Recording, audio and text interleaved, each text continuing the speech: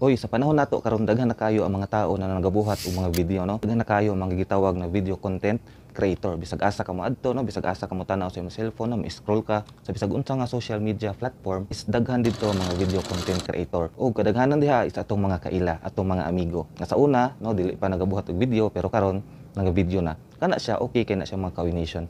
Tungod mga rason ni ana is magpagawas ilang gibati, mo educate sa mga tao. Ang uban is mo entertain pud sa mga tao. Nang sila na sa social media naga-create, naga-share sa ilang mga video. Ug tungod ni ana mga coordination, daghan kaayo sila. Ug diha mo gawas ang gitawag na competition. Competition sa pagbuhat og mga video. Mao na karon ang mga video content creator is ginapanindot jud nila og maayo ilahang mga content, no, para mas moangat sa uban ng mga video content creator. Ang pangutana karon mga ka-Oynation, unsaon nato para moangata sa uban, no? Daghan man kaayo ta na nagabuhat og video. So sa atong buhaton para mas taas ta og level bisag gamay lang sa ilaha. Ang tubag ni ana is pinaagi sa pag-edit sa atong mga video.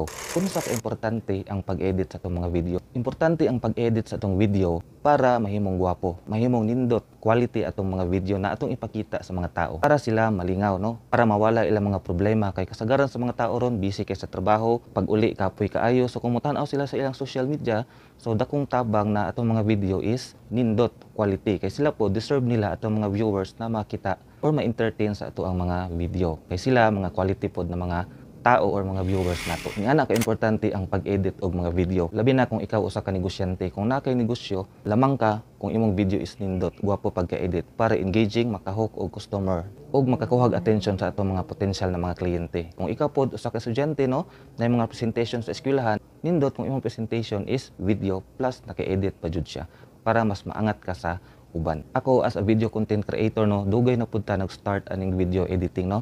Wala pay pandemic, nag-start na ta ani. Niabot na og unom ka tuig atong experience sa pag-edit og video. Ug tinuod sa una pangit pa jud atong video. Ug karon pod, no, medyo lahi na pud sa una, medyo ni-develop pud ta atong skills, atong na-enhance, no, tungod sa katas-on sa panahon sa atong pag-practice sa pag-edit og mga video. Ug sure ko kaya pud na nimo. Pero ang good news karon mga ka-Oynation, di na ka kinahanglan maabot og 5 or 6 ka tuig para ma-master ang ganang gitawag na video editing. Kay naatay gitawag nga good news para sa inyo ha. Naami gitawag na video editing forum and workshop. Kini nga video editing workshop or forum nga ka-Oynation, dako jud ni siya tabang sa inyo ha.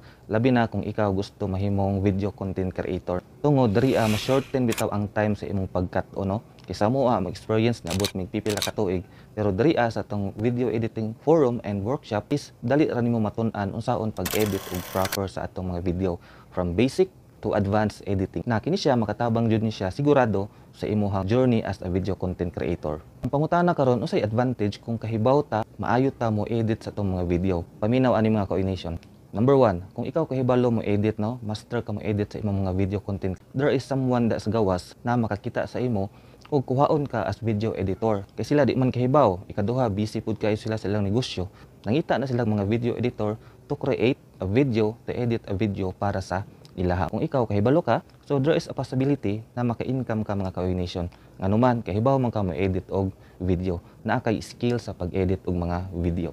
Ikaduha, kung ikaw to na mga negosyante, kung ikaw to na mga tao na nag-need og mga video editor, kinahanglan pa ka mo bayad sa laing tao, kinahanglan pa ka mo bayad og mga video editor to edit sa imong video, no? Pero kung kahibaw na ka mo edit og video, nganong mo bayad naman ka sa uban na ikaw mismo kahibaw naman. So dako kag ma-save ana, no? Kay ikaw mismo na lang mabuhat sa imong mga marketing material, imong mga project sa eskwelahan, mga presentation og uban pa. Then ay ikatulo kanang gitawag na monetization sa social media.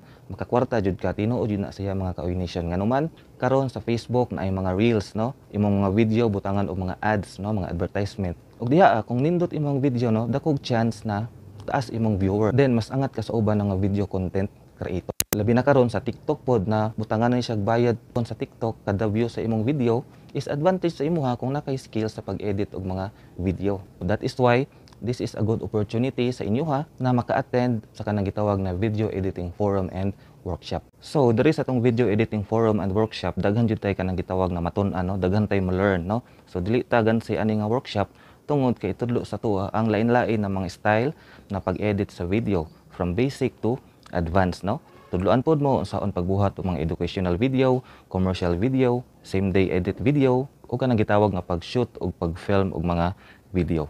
Kana siya pares video shooting and video editing. Ug kini siya nga video editing forum and workshop kini ang pinaka-comprehensive na workshop, pinaka-unique sad siya. Kay kami itudlo na mo sa inyo ha, ang pinakasayon nga pamaagi sa pag-edit og video. Kanang dili mo maglisod og masabtan dayon. Kini siya nga video editing workshop ato na pud ning gibuhat sa una last year no. So natay mga estudyante, mga bata na naka-learn unsaon pag-edit og mga video. No, kini siya face to face na apoy gitawag nga online. So naay mga bata na apoy mga dagko na pod. O kini siya nagamit nila sa ilang mga negosyo. Kay sila na mismo nagbuhat og ilang mga own, sila na nag-create, sila na po'y nag-edit. O katupong uban mga bata is nagamit po nila sa ilang pag-eskwela. Then kini siya nga experience pud nako as a video content creator no, video editor is dakog tabang sa kuha. Mao nang gi-share pud nako sa inyo ha. Kung inyong matanaw akong social media no, labi na sa TikTok, no, mas medyo angat pud ta sa uban tungod kay naka-edit itong mga video no, nindot atong presentation nga gina-post dito ug kana siya naka-gain og taas na mga views pod no. Kung inyo makita sa screen no, natay mga tag 5 digit diha na mga views no, napoy 6 digit, napoy uban 7 no, natay million views diha na atong gi-create pod ug ginapaningkamutan para sa atong mga viewers. That is why kung gusto ka mo enroll, gusto ka mo register, ayaw ka ulaw sa pag-comment sa ubos no, kung naka sa Facebook nagtanaw ug sa kilid pod kung naka sa TikTok nagtanaw. Kini siya limited slots only ra ni siya kay para ma-accommodate nato atong mga estudyante. So kini siya good experience ninos labi na sa atong mga anak. So atong i-encourage atong mga anak or atong i-enroll ani nga video editing forum and workshop karong bakasyon para napud sila makat-unan o magamit nila karon sa pagsulod sa ilang eskwela or pagsugod sa ilang klase sa mga sunod nga bulan. Okay, so for more details no, akong balikon is i-chat lang ko o pag-comment sa ubos. Sige, mao ra to og daghan kay salamat sa pagtan-aw hangtod na pud sa sunod. Bye.